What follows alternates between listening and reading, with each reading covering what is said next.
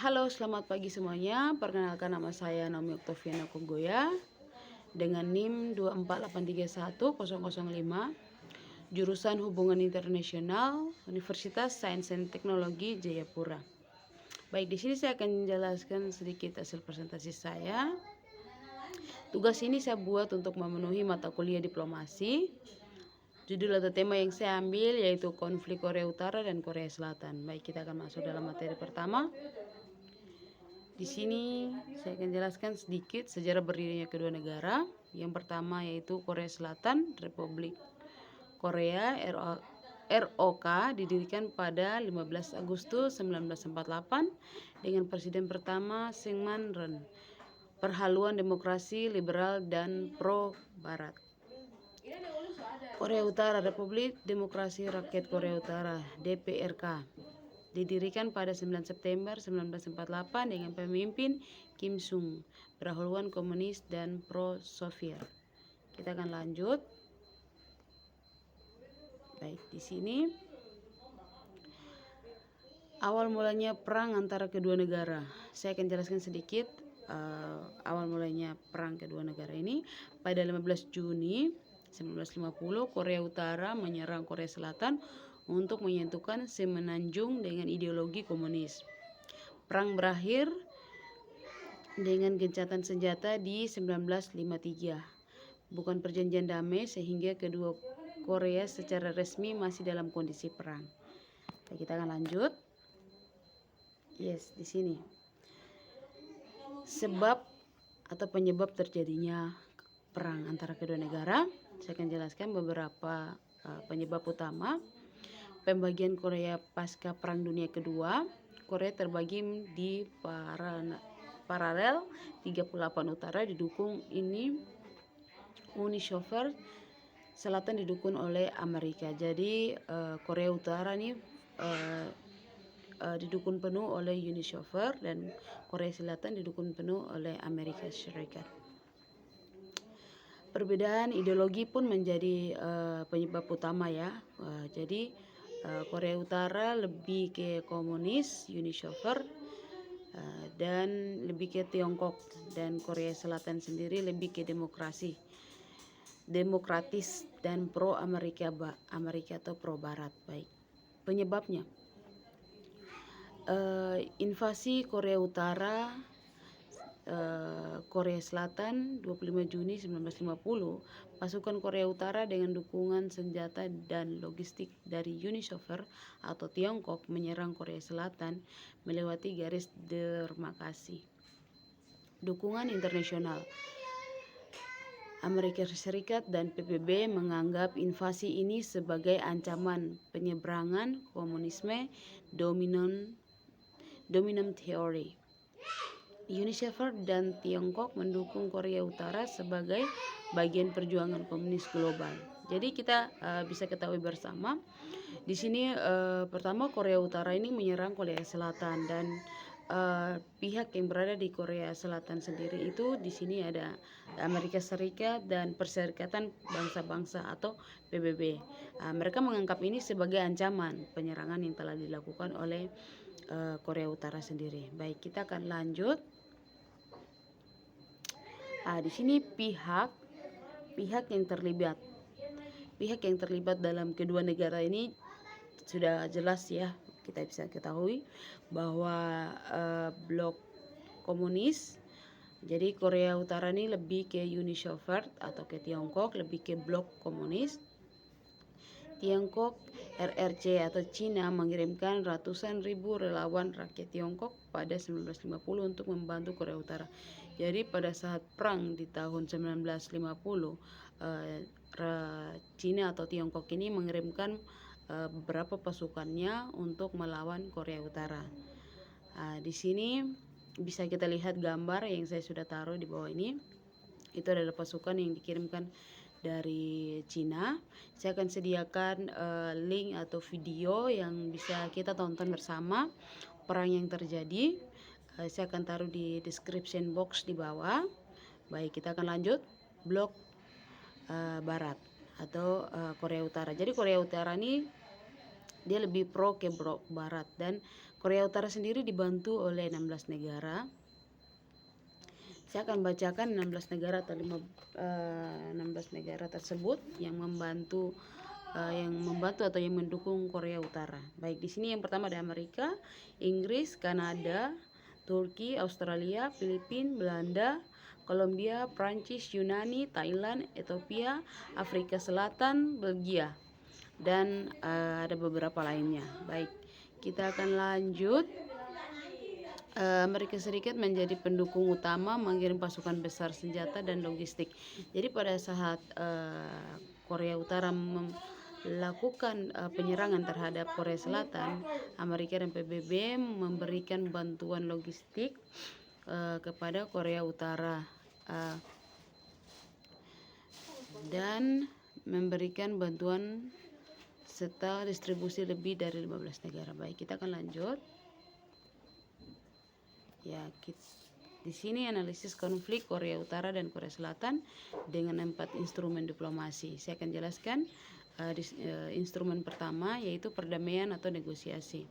Di sini ada 3 yang mereka lakukan. Yang pertama, pertemuan pertama mereka lakukan pada tahun 2000. Saya akan perbesar. Baik, kita bisa lihat bersama. Tanggal 13 sampai 15 Juni tahun 2000, tokoh Presiden Korea Selatan Kim Dae-jung dan pemimpin Korea Utara Kim Jong-il menghasilkan deklarasi bersama di 15 Juli.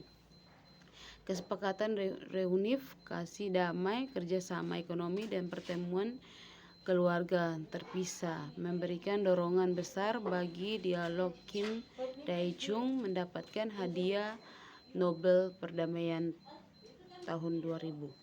Dan pertemuan kedua mereka lakukan pada tahun 2007, tanggal 2 sampai 4 Oktober. Tokoh Presiden Korea Selatan Roh Moon-jung dan pemimpin Korea Utara Kim Jong-il. Deklarasi besar 4 Oktober menekan perdamaian permanen, kerjasama ekonomi di Laut Kuning, dan upaya pengurangan ketegangan militer. Pertemuan ketiga sendiri mereka lakukan pada tahun 2018, tanggal 27 April. Dilanjutkan pertemuan lain di Pyongyang September 18, tokoh Presiden Korea Selatan Moon Jae-in dan pemimpin Korea Utara Kim Jong-un. Deklarasi Panmunjom, komitmen deklarasi penuh penghentian permusuhan dan peningkatan kerjasama. Simbolis keduanya saling melangkah melewati garis demarkasi DMZ, namun implementasi terhambat oleh kebutuhan negosiasi nuklir Korea Utara dan Amerika Serikat. Jadi di sini bisa dijelaskan perdamaian atau negosiasi yang mereka lakukan ini terhambat, walaupun sudah dilakukan sudah dilakukan 3 kali pertemuan ya. Dia ada tahun 2000, tahun 2007, 2018 mereka sudah lakukan, tetapi di sini ada pihak-pihak yang ingin maksudnya yang bercampur tangan ya. Seperti Amerika Serikat ini, dia memberikan janji terhadap Korea Utara untuk menaruh atau memberikan nuklir. Baik, kita akan lanjut. Pemberian hadiah atau konsesi. Baik, di sini yang kedua tuh adalah pemberian hadiah atau konsesi. Saya akan jelaskan sedikit. Pemberian hadiah atau konsesi yang dilakukan oleh kedua negara superpower ya, yaitu yang pertama ada Tiongkok, memberikan dukungan berupa panggang, beras jagung, energi, bahan bakar, minyak listrik, dan batu bara. Bantuan ini lebih stabil dibandingkan Amerika Serikat karena Tiongkok ini menjaga stabilitas di perbatasan dan mencegah runtuhnya rezim Korea Utara yang bisa menimbulkan pengungsi besar-besaran. Perang Tiongkok sangat penting karena sekitar 90% perdagangan luar negeri Korea Utara bergantung pada Tiongkok dan bantuan Amerika. Sejak tahun 1990-an, Amerika memberikan bantuan kemanusiaan berupa panggang dan energi kepada Korea Utara. Bantuan biasanya digantikan dengan perjanjian nuklir, misalnya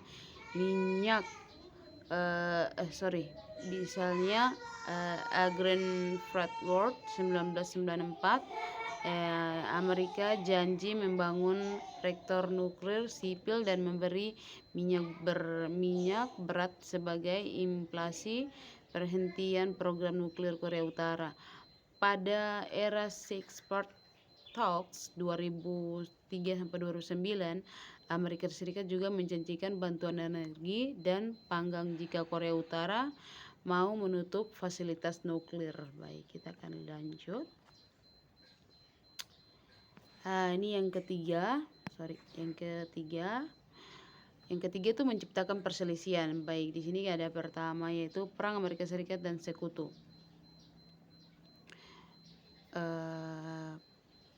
Perkuatan aliansi militer dengan Korea Selatan dan Jepang sehingga Korea Utara merasa terisolasi, menekan isu hak asasi manusia di Korea Utara untuk menimbulkan tekanan internal pada rezim Kim, mendorong pencegahan dalam hubungan Korea Utara Tiongkok dengan sanksi internasional.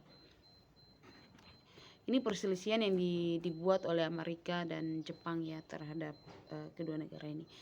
Perang Korea Utara, strategi penyebaran program untuk menciptakan ketidakpercayaan rakyat Korea Selatan terhadap Amerika Serikat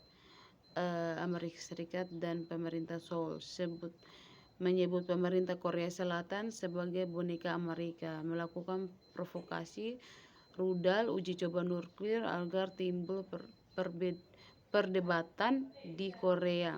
Apakah harus tetap keras atau berdamai dengan Utara, mencoba memecahkan hubungan antara Korea Selatan dan Sekutu Barat. Jadi Korea Utara ini terus-menerus memberitahu kepada Korea Selatan ini, kalian itu seperti bonekanya Amerika, kata kasarnya itu kayak seperti bonekanya Amerika. Jadi kalian mau diatur, mau disuruh-suruh kayak seperti begitu ya. Jadi gambar yang saya sudah sediakan di sini bisa kita lihat. Ada Korea Utara atau South Korea, ada Korea Selatan atau South Korea dan Amerika Serikat di bagian bawah, dan di atasnya ada North Korea atau Amerika Utara dan China atau Tiongkok. Baik, kita akan lanjut yang keempat, yaitu mengancam atau menggunakan kekuatan nyata. Jadi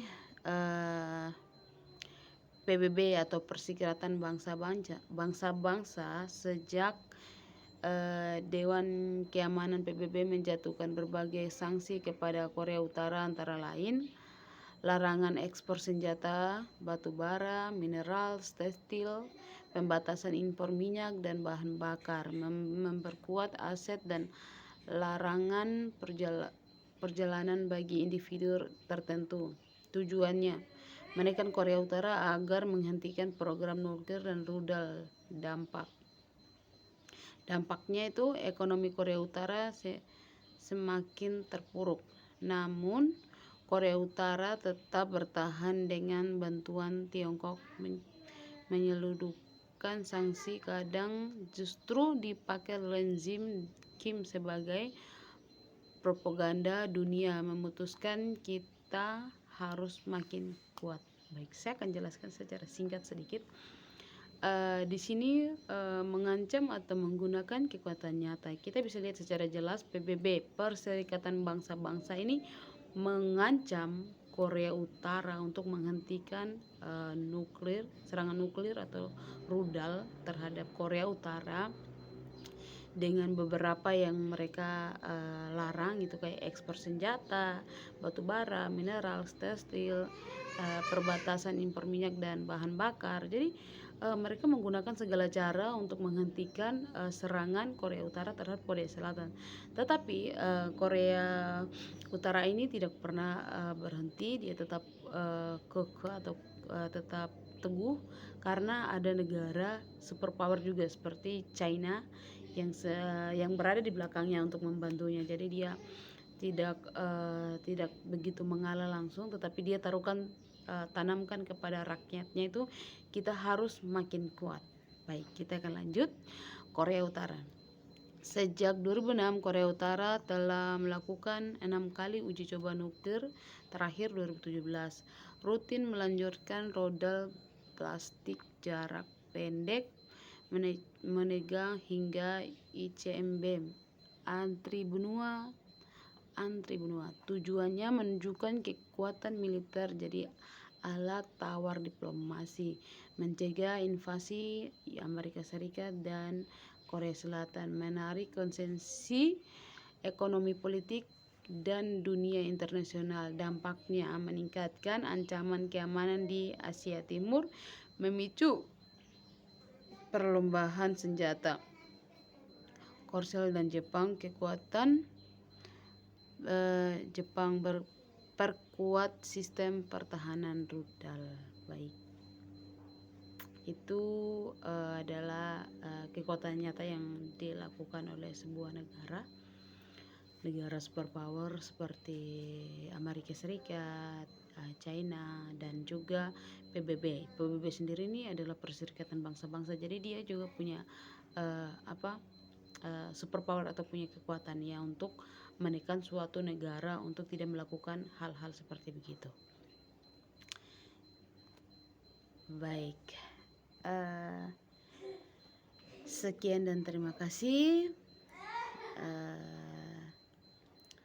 Terima kasih juga untuk perhatiannya yang sudah menonton video saya, hasil presentasi saya. Di sini saya disediakan alamat email, alamat rumah, dan YouTube yang bisa teman-teman akses dan nonton video hasil presentasi saya. Akhir kata, mohon maaf apabila ada gangguan suara atau yang lain-lain karena saya di luar ruangan. Saya cukup bahagia dan bangga bisa menyelesaikan tugas ini. Terima kasih. Salam kompak.